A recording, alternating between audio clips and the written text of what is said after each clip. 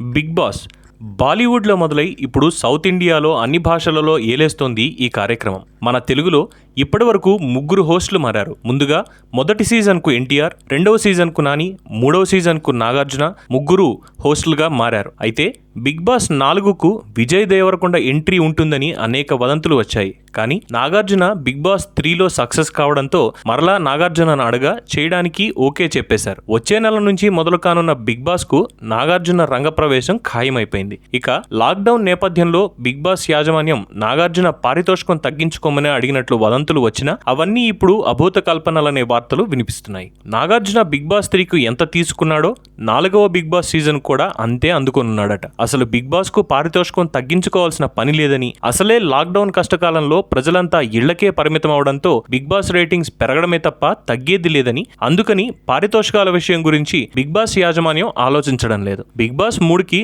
నాగార్జున దాదాపుగా 30 ఎపిసోడ్స్ కు 5 కోట్ల రూపాయల పారితోషికం అందుకున్నారు. ఇప్పుడు కూడా అంతే అందుకున్నారు. కరోనా లాంటివి బిగ్ బాస్ హోస్ట్ తో పాటు బిగ్ బాస్ పార్టిసిపెంట్స్ ని దరిచేరకుండా జాగ్రత్తలు చేసుకుంటున్నారు. బిగ్ బాస్ లో ఈసారి హేమా హైమీలను రంగంలోకి దింపాలని యాజమాన్యం భావిస్తోంది. గతేడాది బిగ్ బాస్ వంటలక్క సీరియల్ ను అధిగమించలేకపోవడంతో ఈ ఏడాది ఆ లోటుని భర్తీ చేయాలని పట్టుదలతో ఉన్నట్లు తెలుస్తోంది.